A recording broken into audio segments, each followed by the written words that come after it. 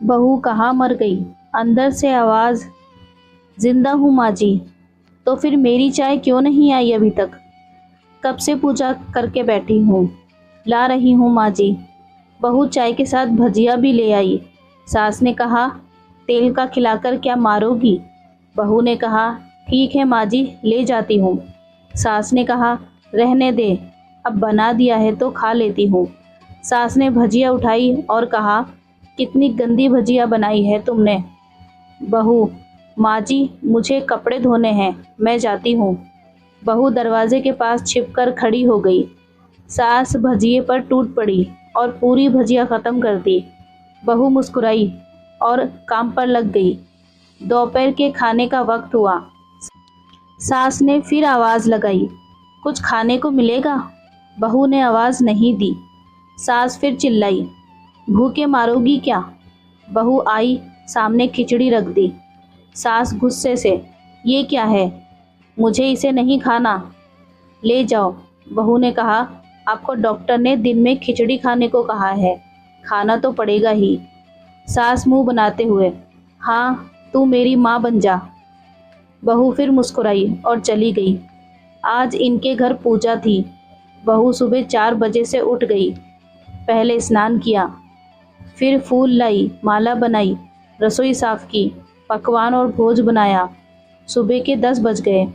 अब सास भी उठ चुकी थी। बहू अब पंडित जी के साथ भगवान के वस्त्र तैयार कर रही थी। आज ऑफिस की छुट्टी भी थी। उनके पति भी घर पर ही थे। पूजा शुरू हुई। सास चिल्लाती, बहू ये नहीं है, वो नहीं है। बहू दौड़ी दौड़ी आती और सब करती। अब दोपहर के 3 बज गए थे। आरती की तैयारी चल रही थी। पंडित जी ने सबको आरती के लिए बुलाया और सबके हाथों में थाली दी। जैसे ही बहू ने थाली पकड़ी, थाली हाथों से गिर पड़ी। शायद भोज बनाते हुए बहू के हाथों में तेल लगा था, जिसे वो पोंछना भूल गई थी। सारे लोग तरह तरह की बातें करने लगे। कैसी बहू है, कुछ नहीं आता, एक काम भी ठीक से नहीं कर सकती, न जाने कैसी बहू उठा लाए, एक आरती की थाली भी संभाल नहीं सकती। उसके पति को भी गुस्सा आ गया, पर सास चुप रही, कुछ नहीं कहा, बस यही बोल के छोड़ दिया, सीख रही है, अब सीख जाएगी धीरे धीरे। अब सबको खाना परोसा जाने लगा। बहू दौड़ दौड़ के खाना देती, फिर पानी लाती। करीब 70-80 लोग हो गए थे। इधर 2 नौकर और उधर बहू अकेली, फिर भी वहाँ सारा काम बहुत ही अच्छे तरीके से करती। अब उसकी सास और कुछ आस पड़ोस के लोग खाने पर बैठे। बहू ने खाना परोसना शुरू किया। सबको खाना दे दिया गया। जैसे ही पहला निवाला सास ने खाया, तुमने नमक ठीक नहीं डाला क्या? एक काम ठीक से नहीं कर सकती, पता नहीं मेरे बाद ये घर कैसे संभालेगी। आस पड़ोस वालों को तो जानते ही हो ना साहब, वो बस बहाना ढूंढते हैं नुक्स निकालने का। फिर वो सब शुरू हो गए, ऐसा खाना है, ऐसी बहू है, ये वो वगैरह वगैरह। दिन का खाना हो चुका था। अब बहू बर्तन साफ करने नौकरों के साथ लग गई। रात में जगराते का कार्यक्रम रखा गया था। बहू ने भी 1-2 गीत गाने के लिए स्टेज पर चढ़ी। सास जोर से चिल्लाई, मेरी नाक मत कटा देना, गाना नहीं आता तो मत गा, वापस आ जा। बहू मुस्कुराई और गाने लगी। सबने उसके गाने की तारीफ की, पर सास मुंह फुलाए बोली, इससे अच्छा तो मैं गाती थी जवानी में, तुझे तो कुछ भी नहीं आता। बहू मुस्कुराई और चली गई। अब रात का खाना खिलाया जा रहा था। उसके पति के ऑफिस के दोस्त साइड में ही ड्रिंक करने लगे।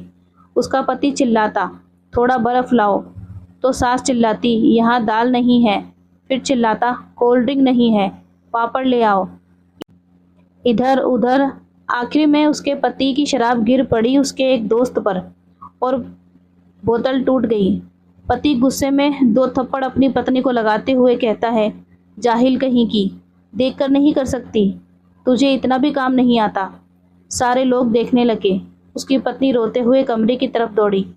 फिर उसके दोस्तों ने कहा, क्या यार, पूरा मूड ख़राब कर दिया, यहाँ नहीं बुलाया होता, हम कहीं और पार्टी कर लेते।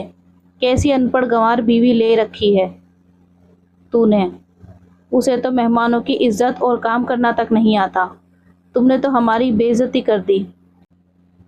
अब आस पड़ोस की औरतों को और बहाना मिल गया था। वो कहने लगी, देखो क्या कर दिया तुम्हारी बहू ने, कोई काम की नहीं है। मैं तो कहती हूँ अपने बेटे की दूसरी शादी करा दो, छुटकारा पाओ इस गंवार से। सास उठी और अपने बेटे के पास जाकर उससे थप्पड़ मारा और कहा, अरे नालायक, तुमने मेरी बहू को मारा, तेरी हिम्मत कैसे हुई, तेरी टांगे तोड़ दूंगी। उसके बेटे के दोस्त कुछ कहने ही वाले थे कि उसकी माँ ने घूरते हुए कहा, चुप, बिल्कुल चुप। यहाँ दारू पीने आए हो, जबकि पता है आज पूजा है और तुम्हें पार्टी करनी है। कैसे संस्कार दिए हैं तुम्हारे माता पिता ने, और किसने मेरी बहू को जाहिल बोला? ज़रा इधर आओ, चप्पल से मारूंगी अगर मेरी बहू को किसी ने एक शब्द भी कहा तो। अरे पापी, तूने उस लड़की को बस इसलिए मारा कि तेरी शराब टूट गई। पापी, वो बच्ची सुबह 4 बजे से उठी है, घर का सारा काम कर रही है, ना सुबह से नाश्ता किया ना दिन का खाना खाया, फिर भी हंसते हुए सबकी बातें सुनते हुए, ताने सुनते हुए घर के काम में लगी रही। तेरे यार दोस्तों को वो अच्छी नहीं लगी। जूते से मारूंगी तेरे दोस्तों को जो कभी उन्होंने ऐसा कहा। उसके यार दोस्त चुपके से खिसक लिए। अब सास बहू के कमरे में गई और बहू का हाथ पकड़कर बाहर लाई। सबके सामने कहने लगी, किसने कहा था अपनी बहू को घर से निकाल के दूसरी बहू ले आना? ज़रा सामने आओ। कोई सामने नहीं आया। फिर सास ने कहा, तुम जानते भी क्या हो इस लड़की के बारे में? ये मेरी माँ भी है, बेटी भी है। माँ इसलिए मुझे गलत काम करने पर डांटती है और बेटी इसलिए कभी कभी मेरी दिल की भावनाएं समझ जाती है। मेरी दिन रात सेवा करती है, मेरे 1000 ताने सुनती है, पर एक शब्द भी गलत नहीं कहती, ना सामने ना पीठ पीछे। और तुम कहते हो दूसरी बहू ले आऊं? याद है ना छुटकी की दादी, अपनी बहू की करतूत? सास ने गुस्से से पड़ोस की महिला को कहा, अभी पिछले हफ्ते ही तुम्हें मियाँ बीवी भूखे छोड़ घूमने चले गए थे। मेरी इसी बहू ने 7 दिनों तक तुम्हारे घर पर खाना पानी, यहाँ तक कि तुम्हारे पैर दबाने जाती थी, और तुम इसे जाहिल बोलती हो। जाहिल तो तुम सब हो जो कोयले और हीरे में फ़र्क नहीं जानते। अगर आइंदा मेरी बहू के बारे में किसी ने एक लफ्ज़ भी बोला तो मुझसे बुरा कोई नहीं होगा, क्योंकि ये मेरी बहू नहीं, मेरी बेटी है। बहू सिसकियां लेते हुए फिर कमरे में चली गई। सास ने एक प्लेट उठाई और भोजन परोसा, बहू के कमरे में खुद ले गई। सास को भोजन लाते देखा तो बहू ने कहा, अरे माँ जी, आप क्या कर रही हो, मैं खुद ले लेती। सास ने प्यार से ताना मारते हुए कहा, डर मत, इसमें जहर नहीं है, मार नहीं डालूंगी तुझे। तुझे नई सास चाहिए होगी, पर मुझे अभी भी तू ही मेरे घर की बहू चाहिए। बहू ने अपनी सास को रोते हुए गले से लगा लिया। सास भी रोती पहली बार और कहा, चल खाना खा ले। फिर मजाक करते हुए कहा, फिर मेरे पैर दबाने चले आना, और ये ख्याल मन में मत लाना कि सास पैर बोलती है। किसी दिन मैं इनका गला दबा दूंगी, क्योंकि कभी मैं भी यही सोचती थी। दोनों खूब हंसने लगती है। उम्मीद करते हैं सास बहू की ये छोटी सी कहानी आपको पसंद आई होगी। कमेंट में ज़रूर बताएं कहानी आपको कैसी लगी। चैनल को सब्सक्राइब करें और वीडियो को लाइक करें। मिलते हैं कल एक नई वीडियो में, तब तक अपना ख्याल रखें। Thanks for watching.